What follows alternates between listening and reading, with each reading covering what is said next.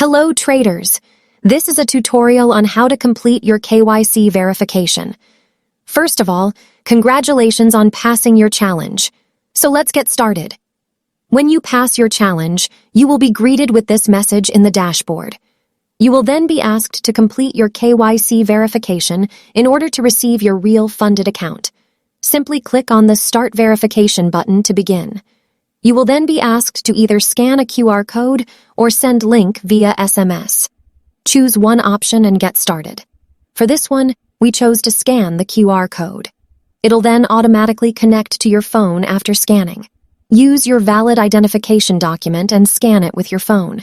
Then follow on-screen instructions and scan your face. After successful verification, you will find FundedNext User Agreement in the verification center of your dashboard profile. You will have to enter your full name and full address and agree to the terms and condition. After that, click Submit. Please ensure that you have signed the agreement. Without doing so, you will not receive the funded account and payout you desire. And that's it. Your documents have been submitted and are under review. The team will get back to you with a confirmation message within 24 to 48 hours.